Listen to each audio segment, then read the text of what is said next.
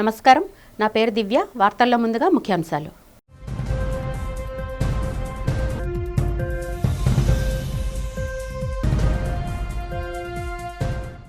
విశాఖ అభివృద్ధి ధ్యేయంగా సమగ్ర ప్రణాళికతో ముందుకు వెళ్తున్న జీవీఎంసీ. ఈ ఏడాది జీవీఎంసీ చేపట్టిన సంక్షేమ అభివృద్ధి పథకాల వివరాలు వెల్లడించిన నగర మేయర్ పీలా శ్రీనివాస్, కమిషనర్ కేతన్ గారు.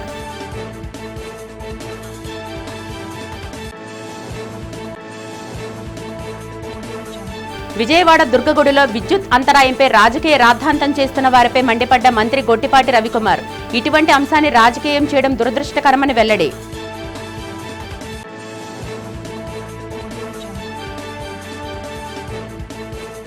ప్రజలకు ఇచ్చిన హామీలన్నింటినీ కూటమి ప్రభుత్వం నెరవేర్చిందన్న టీడీపీ విశాఖ అధ్యక్షుడు చోడే పట్టాభిరామ్. చంద్రబాబు దూరదృష్టి రాష్ట్ర అభివృద్ధికి దోహదపడుతుందని స్పష్టం.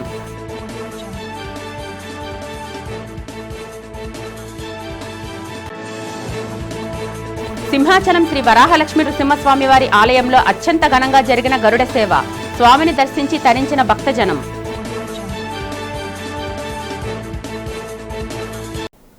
విజయవాడ దుర్గగుడిలో విద్యుత్ అంతరాయం అంశాన్ని కొందరు రాజకీయం చేయడం దురదృష్టకరమని ఇంధన శాఖ మంత్రి గొట్టిపాటి రవికుమార్ తెలిపారు. మంగళవారం నాడు తెలుగుదేశం పార్టీ కేంద్ర కార్యాలయంలో మీడియాతో మంత్రి గొట్టిపాటి మాట్లాడారు.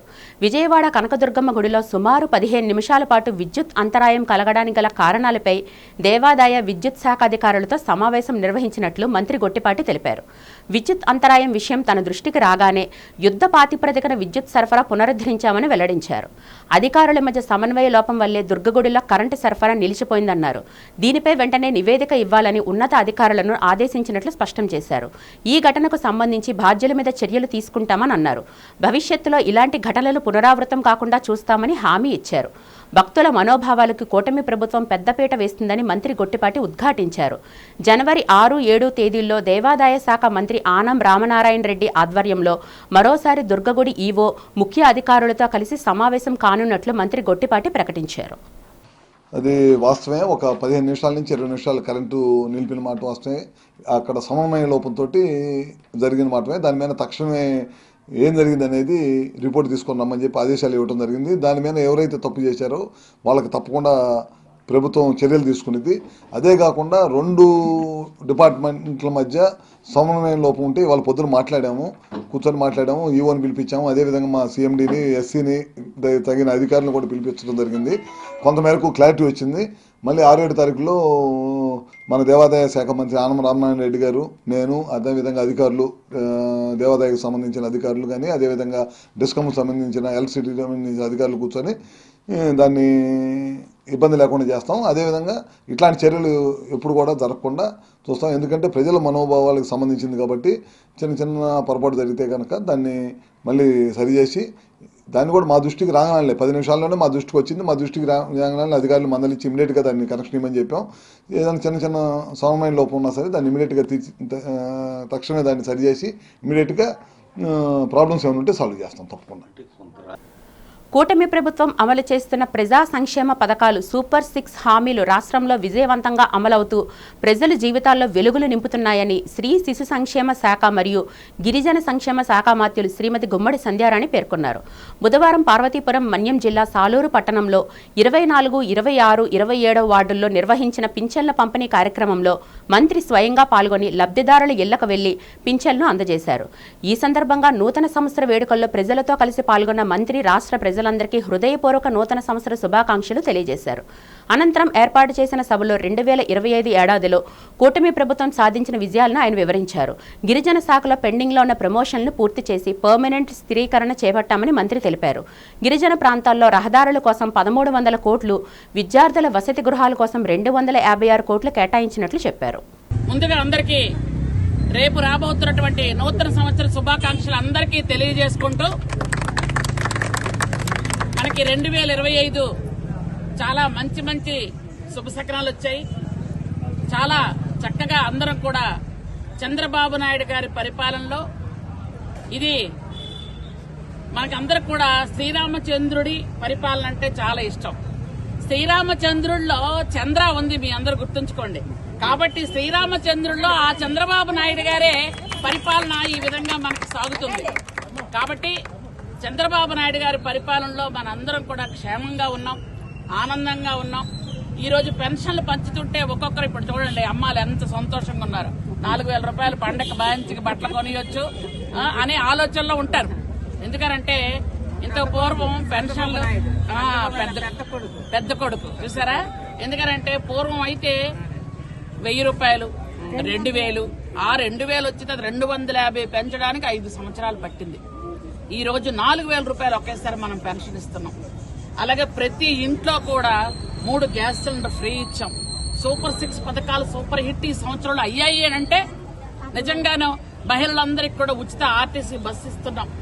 అలాగే మన ఎవరైతే పిల్లలున్నారో ఇంట్లో ఎంతమంది పిల్లలుంటే అంతమందికి కూడా మనకి తల్లికి వందనం ఇస్తున్నాం. అలాగే రైతులందరికీ కూడా అన్నదాత సుఖీభావ ఇచ్చాం. ఒకటి కాదు అన్ని రకాల కార్యక్రమాలు చేస్తున్నాం. ఓ పక్క ఉద్యోగస్తులందరికీ 1వ తేదీన జీతం ఇస్తున్నాం. పెన్షన్లందరికీ కూడా రేపు 1వ తేదీ అంటే 31వ తారీఖున ఇచ్చేస్తున్నాం. ఎందుకంటే 1వ తేదీ సెలవైనా ఏదైనా పండుగ వస్తే 31నే ఇస్తున్నాం. అంటే ఈ విధంగా చేయగలిగింది ఓన్లీ కూటమి ప్రభుత్వంలో మన చంద్రబాబు నాయుడు గారే అని క్లియర్ గా తెలుస్తుంది. ఎందుకంటే చంద్రబాబు నాయుడు గారి పరిపాలనకి మన అందరి అన్న అభిమాన నాయకుడు పవన్ కళ్యాణ్ గారు దూకుడు ఉండడం వల్ల మనందరం కూడా ముందుకెళ్లగలుగుతున్నాం. మహావిశాఖను అభివృద్ధి పదంలో నడిపించడమే లక్ష్యంగా పనిచేశానని జీవీఎంసీ మేయర్ పీలా శ్రీనివాసరావు తెలిపారు. 2024-25 సంవత్సరంలో జీవీఎంసీ పరిధిలో 338.92 కోట్ల అంచనాలతో 168 పనులను చేపట్టామన్నారు. మీడియా సమావేశంలో ఆయన మాట్లాడుతూ 1,303 పనులను 221.22 కోట్ల రూపాయలతో పూర్తి చేశామన్నారు. మిగిలిన పనులు వివిధ దశల్లో ఉన్నాయని చెప్పారు. 2025-26 సంవత్సరంలో 657.39 కోట్ల అంచనాలతో 1,667 పనులు చేపట్టగా 486 పనులను 82.75 కోట్లతో పూర్తి చేశామన్నారు. మిగిలిన పనులు వివిధ దశల్లో ఉన్నాయని మేయర్ తెలిపారు.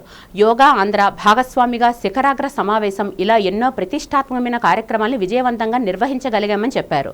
రాబోయే రోజుల్లో జీవీఎంసీ పరిధిలో అన్ని ప్రాంతాల అభివృద్ధి లక్ష్యంగా సమగ్ర కార్యాచరణ ప్రణాళికను అమలు చేస్తున్నామని మేయర్ పీలా శ్రీనివాస్ తెలిపారు. జీవీఎంసీ నిర్వహించిన కార్యక్రమాల ఫలితంగా ఎన్నో రాష్ట్ర జాతీయ స్థాయిలో అవార్డులను సొంతం చేసుకున్నామని చెప్పారు. నూతన సంవత్సరం ద్వారాగా ఇంకా మంచి అభివృద్ధి రావాలి. దాంట్లో అభివృద్ధిలో గత కౌన్సిల్లో మేము తీసుకున్న విధానాలు చాలా మంది డౌట్స్ ఉన్నాయి. పీపీపీ మోడ్ అంటే ఏదో కార్పొరేషన్ వేరే వాళ్ళకి ఆ రోడ్లు ఇవ్వడం అని అనుమానాలు ఉన్నాయి. దానికి కూడా ఆ మోడల్ కూడా ఏదైతే ఇంట్రెస్ట్ పే చేయవలసింది ఆర్థిక పరిస్థితులు పెట్టి ఈ విశాఖపట్నానికి నూతన ఎయిర్పోర్ట్ వస్తుంది కాబట్టి భీమిలి నుంచి కానీ ఏదైతే పెనుగాడ రోడ్డు కానీ ఇటువంటి ప్రధానమైన రోడ్లు ఐడెంటిఫై చేసి ప్రభుత్వం నుంచి కూడా పూర్తి మద్దతు తీసుకొని వాటిలన్నీ కూడా నూతన విధానానికి శ్రీకారం చుడుతూ లాస్ట్ 1 year లో కానీ లాస్ట్ 2 years లో కానీ నేను వచ్చిన రోజు నుంచి కానీ అంటే విశాఖపట్నం ఏరియాలో విశాఖపట్నం సిటీ సంబంధించి గ్రేటర్ విశాఖపట్నం మున్సిపల్ కార్పొరేషన్ తరఫున రకరకాల డెవలప్మెంట్ యాక్టివిటీస్ చేయడం జరిగింది. మీరు కూడా ఈ యాక్టివిటీస్ అందరూ కూడా భాగస్వామి అయ్యారు. ఫస్ట్ ఆఫ్ ఆల్ మేము ప్రెస్కి ప్రత్యేకంగా ధన్యవాదం చెప్పాలి. అంటే ప్రెస్ అనేది మన 4th pillar of democracy. So A issue వచ్చినా ఏ మ్యాటర్ జరిగినా ఖచ్చితంగా గ్రౌండ్ లెవెల్లో జరిగిన రిపోర్టింగ్ మాకు చాలా చాలా ఇంపార్టెంట్. గ్రౌండ్ లెవెల్లో జరిగిన రిపోర్టింగ్ బట్టి ఏవైతే మంచి ప్రాక్టీసెస్ ఏవైతే జరుగుతున్నాయో దాంట్లో అందరికీ తెలియచేయడం, అదేవిధంగా విశాఖపట్నం మున్సిపల్ కార్పొరేషన్ తర్వాత ప్రజా మధ్యలో ఒక యాక్టివ్ మీడియాగా పనిచేయడం, అదేవిధంగా గ్రౌండ్ లెవెల్లో కానీ ఆఫీషియల్ లెవెల్లో కానీ ఎక్కడైనా ఏదైనా తప్పు జరిగినా, ఏదైనా మాల్ ప్రాక్టీస్ జరిగినా ఆర్ ఏదైనా డెఫిషియన్సీ వచ్చినా వెంటనే అది మన దృష్టిలో తీసుకొచ్చి సైట్రాక్ చేయడం, దీని భాగంగా ప్రెస్ ద్వారా ఒక చాలా ఇంపార్టెంట్ రోల్ ప్లే చేయడం జరిగింది. అధికారులు తమ విధులను సంతోషంగా నిర్వర్తించినప్పుడే జిల్లాను సంతోషంగా ఉంచగలం అని పార్వతీపురం మన్యం జిల్లా collector doctor N Prabhakar Reddy హితవు పలికారు. గ్రామస్థాయి వ్యవస్థపై ప్రజలకు అపారమైన నమ్మకమని బుధవారం ఏర్పాటు చేసిన గుడ్ గవర్నెన్స్ కార్యక్రమంలో భాగంగా గ్రామ పంచాయతీ ప్రత్యేక అధికారులు, తహసీల్దార్లు, మండల అభివృద్ధి అధికారులతో నిర్వహించిన సమావేశంలో జిల్లా కలెక్టర్ మాట్లాడుతూ గ్రామ ప్రత్యేక అధికారులకు దిశానిర్దేశం చేశారు. ప్రభుత్వం మరియు కలెక్టర్ తరపున గ్రామాల్లో ప్రతినిధులుగా ఉన్న ప్రత్యేక అధికారులు ప్రజల సమస్యలు సమస్యల పరిష్కారమే లక్ష్యంగా ముందుకు సాగాలని పిలుపునిచ్చారు. సచివాలయ వ్యవస్థపై ప్రజలకు అపారమైన నమ్మకం ఉందన్నారు. గ్రామాల్లో ఏ చిన్న సమస్య వచ్చినా ప్రజలు ముందుకు సచివాలయం వద్దకు వెళ్తున్నారని, ఇది ప్రభుత్వం సచివాలయ వ్యవస్థపై ప్రజలకు ఉన్న నమ్మకాన్ని తెలియజేస్తుందని కలెక్టర్ అన్నారు. గ్రామానికి మీరు కలెక్టర్ తరపున, ప్రభుత్వం తరపున మీకు స్పెషల్ ఆఫీసర్గా ఆ పోస్ట్ ఇచ్చారు. ఆ గ్రామానికి మీరే కలెక్టర్. నా తరపున అన్ని డిపార్ట్మెంట్ల తరపున మీరే రిప్రజెంటేటివ్. అక్కడ మండల స్పెషల్ ఆఫీసర్లు, ఎంపీడీఓలు మీరే ప్రతినిధులు. అక్కడ మండలం మొత్తానికి మీరే నా తరపున ప్రతినిధులు. పత్రికల వాళ్ళు 1% సమస్యల్ని మన దృష్టికి తీసుకురాగలుగుతున్నారు. మీరు 100% సమస్యల్ని మండల స్పెషల్ ఆఫీసర్ దృష్టికి, ఎంపీడీఓ దృష్టికి తీసుకురావాలి. మీరు సాల్వ్ చేయలేని నా దృష్టికి తీసుకురావడం అనేది మండల స్పెషల్ ఆఫీసర్లు, ఎంపీడీఓల యొక్క ప్రధాన బాధ్యత. ప్రతి ఒక్కరికి ఒక గ్రామం, 2, 3 గ్రామాన్ని ఇచ్చాం మీకు హ్యాబిటేషన్స్. ప్రతి ఒక్కరికి ఒక 1000 మందో 2000 మందో కుటుంబాన్ని ఇచ్చాం మీకు. ఆ 2000 మంది కుటుంబాన్ని మీరు హ్యాపీగా ఉంచే బాధ్యత మీదే.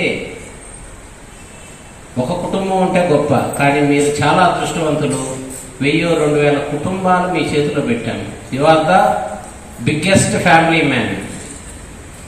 మీ కుటుంబంలో హ్యాపీనెస్ క్రియేట్ చేసే బాధ్యత మీది. ఏ ఒక్కరి కష్టం వచ్చినా ఎవరి బాధ్యత తీసుకోవాలి? సిఐటియు 18వ అఖిల భారత మహాసభలు నగరంలో ప్రారంభమయ్యాయి. ఏయూ కన్వెన్షన్ హాల్లో జరుగుతున్న మహాసభల్లో దేశవ్యాప్తంగా ఉన్న ప్రముఖ సిఐటియు అగ్ర నాయకులు హాజరయ్యారు.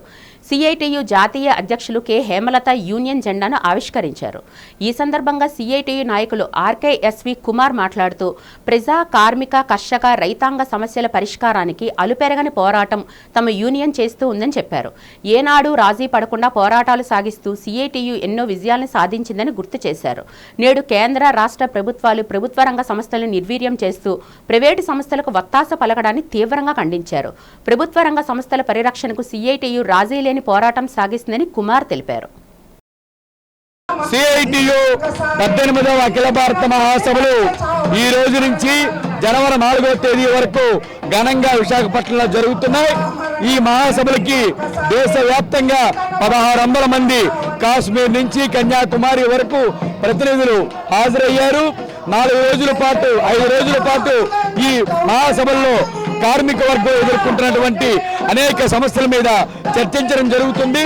ముఖ్యంగా కార్మికులకి నష్టం చేసే లేబర్ కోడ్స్ ఏదైతే ఉందో, ఈ లేబర్ కోడ్స్ రద్దు కోసం రేపు ఫిబ్రవరి 12వ తారీఖున దేశవ్యాప్తంగా సమ్మెకి పిలుపునివ్వబోతూ ఉన్నాయి అఖిలపక్ష కార్మిక సంఘాల ఆధ్వర్యంలో.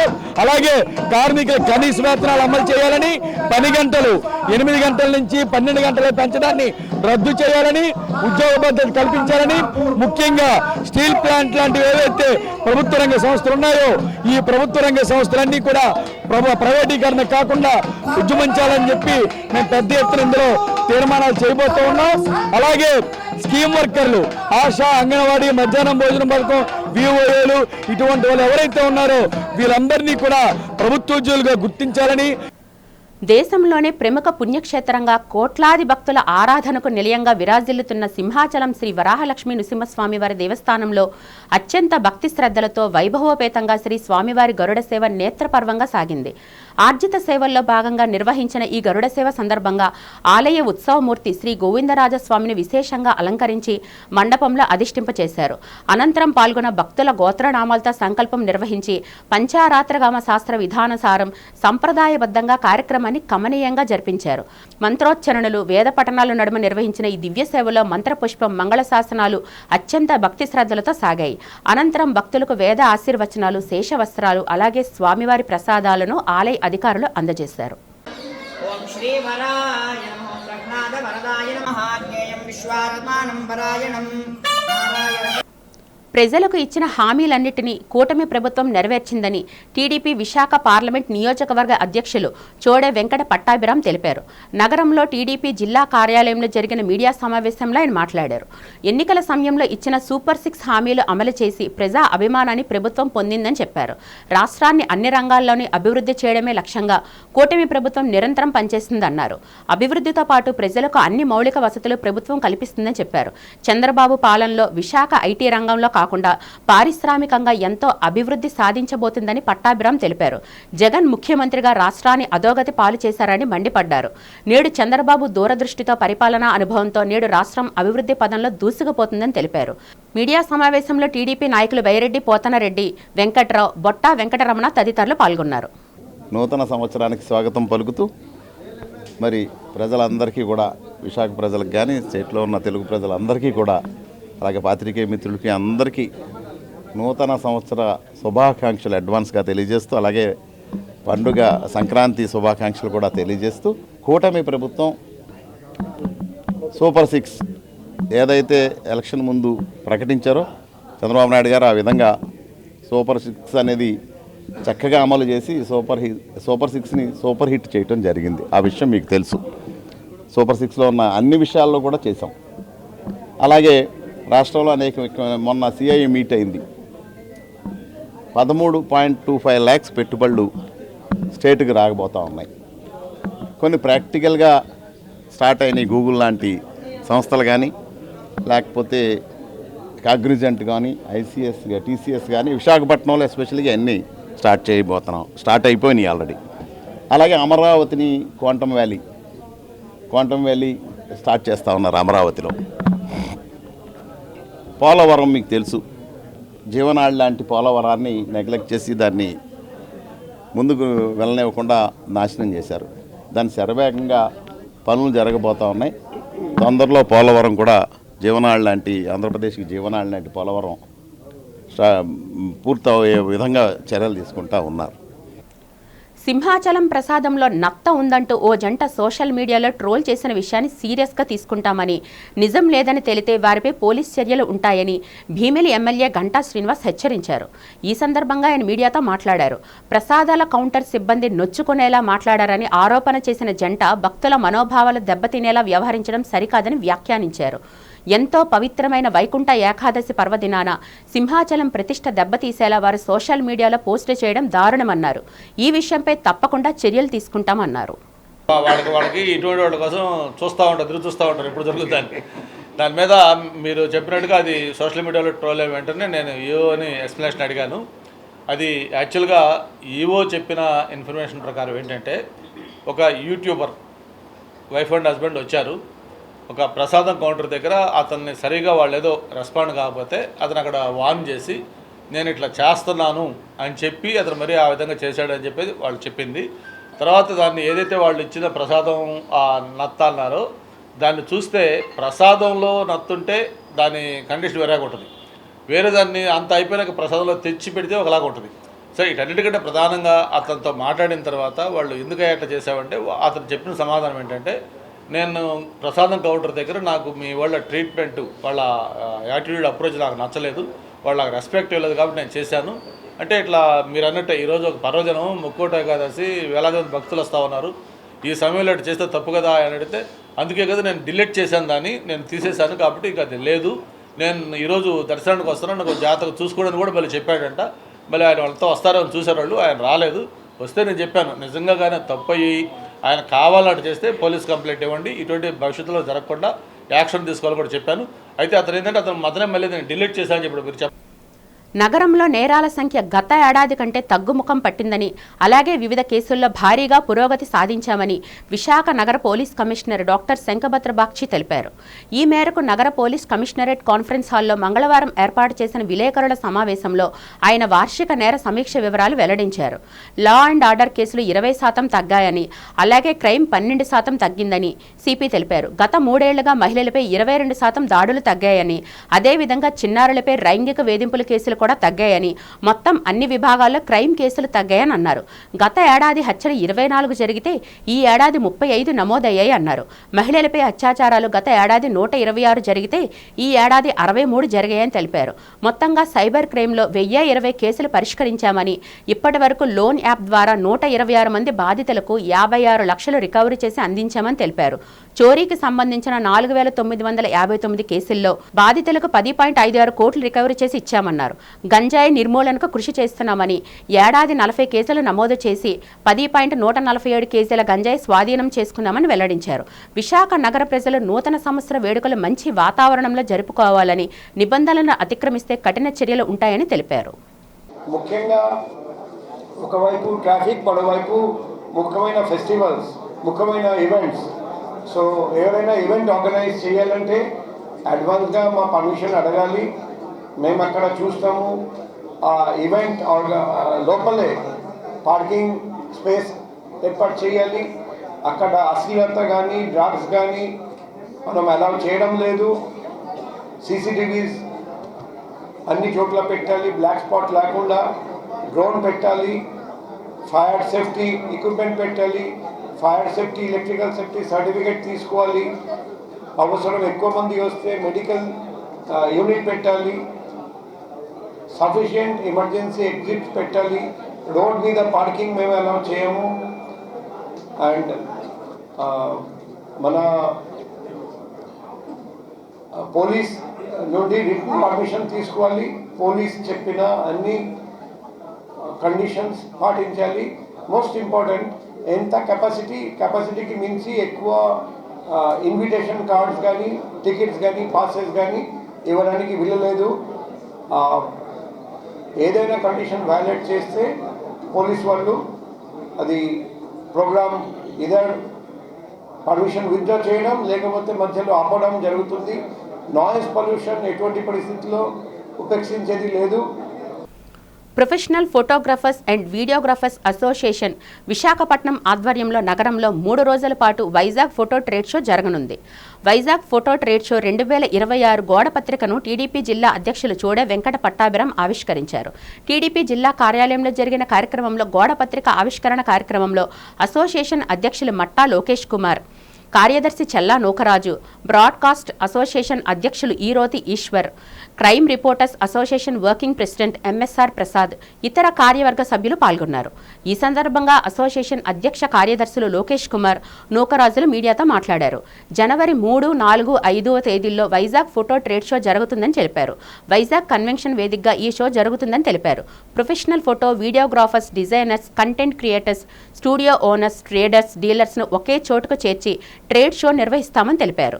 ఈ కార్యక్రమంలో అసోసియేషన్ నాయకులు జయగోపాల్, మణిరెడ్డి తదితరులు పాల్గొన్నారు. విశాఖపట్నం ఆధ్వర్యంలో జనవరి 3, 4, 5 తేదీల్లో ఫోటో ట్రేడ్ షో నిర్వహిస్తున్నారు. ఇందులో భాగంగా 35,000 మంది పైనే ఈ యొక్క ఎక్స్పోకి వివిధ రాష్ట్రాలు, ఒరిస్సా, ఛత్తీస్గఢ్ అండ్ తెలంగాణ, మొత్తం అన్ని రాష్ట్రాల నుంచి కూడా మొత్తం ఫోటోగ్రాఫర్లు అండ్ వినియోగదారులు మొత్తం చాలామంది ఇక్కడికి వస్తున్నారు.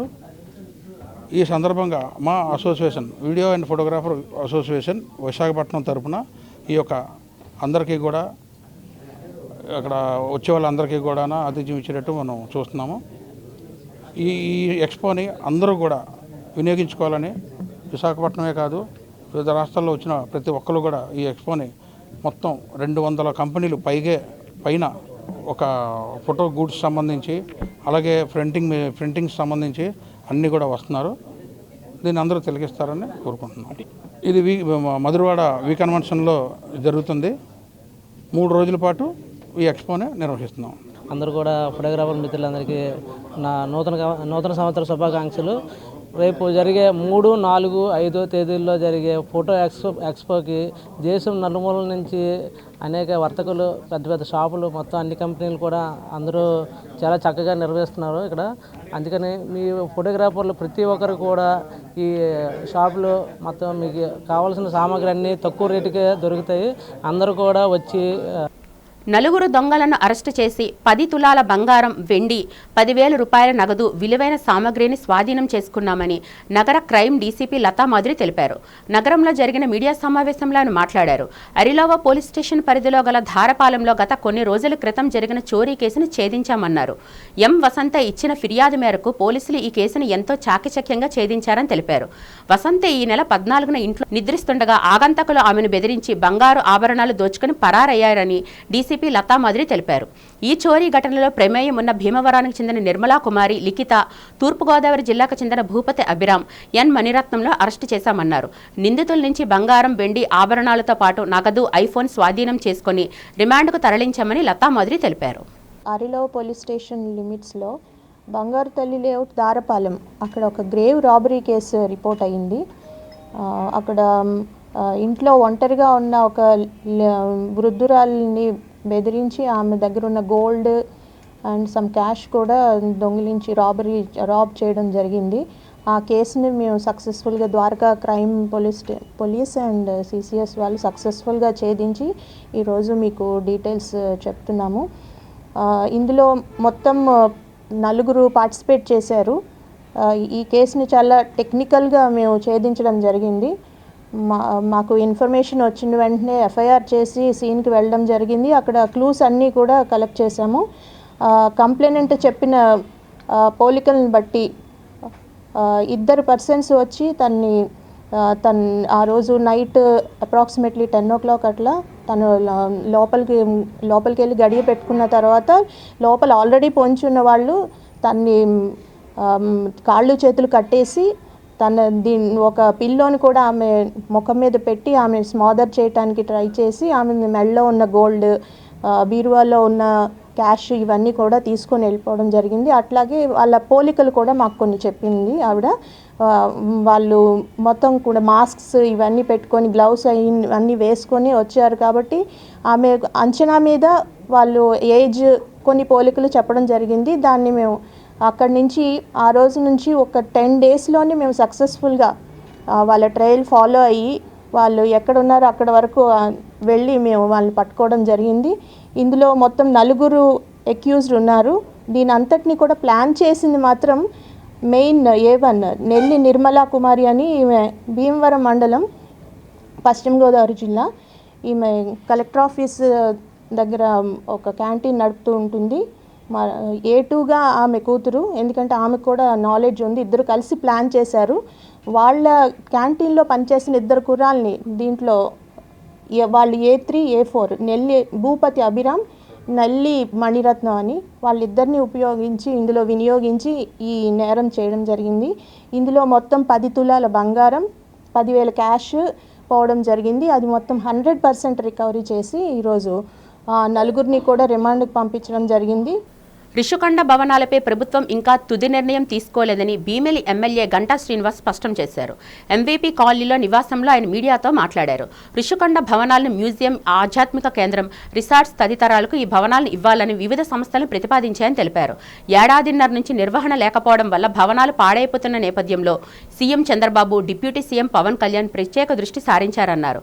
బీజేపీ ఎమ్మెల్యే విష్ణుకుమార్ రాజు చెప్పినట్టు స్థానిక ప్రజాప్రతినిధుల అభిప్రాయం తీసుకున్న తర్వాతే రిషికొండ భవనాలపై ప్రభుత్వ నిర్ణయం ఉంటుందని పేర్కొన్నారు.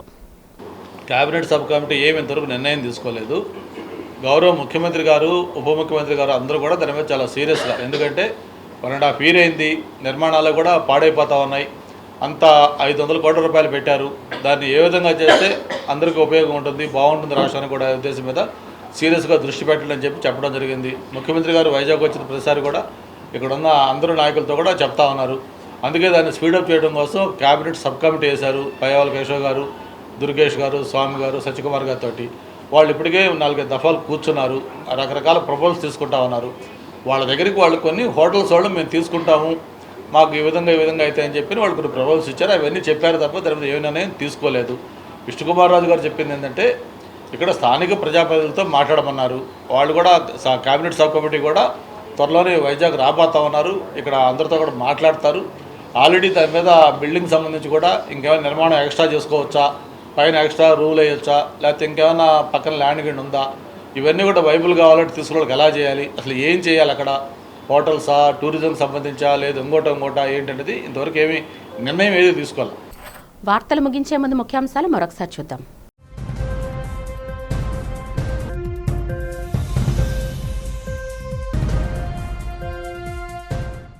విశాఖ అభివృద్ధి ధ్యేయంగా సమగ్ర ప్రణాళికతో ముందుకు వెళ్తున్న జీవీఎంసీ. ఈ ఏడాది జీవీఎంసీ చేపట్టిన సంక్షేమ అభివృద్ధి పథకాల వివరాలు వెల్లడించిన నగర మేయర్ పీలా శ్రీనివాస్, కమిషనర్ కేతన్ గారు.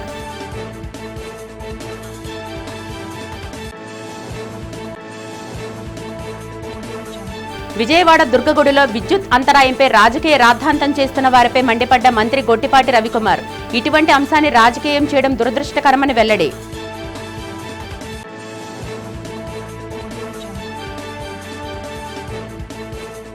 ప్రజలకు ఇచ్చిన హామీలన్నింటినీ కూటమి ప్రభుత్వం నెరవేర్చిందన్న టీడీపీ విశాఖ అధ్యక్షుడు చోడే పట్టాభిరామ్. చంద్రబాబు దూరదృష్టి రాష్ట్ర అభివృద్ధికి దోహదపడుతుందని స్పష్టం.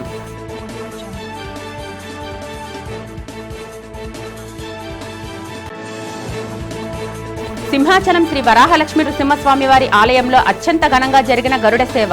స్వామిని దర్శించి తరించిన భక్తజనం. ఈ వార్తలు ఇంతటితో సమాప్తం. నమస్కారం.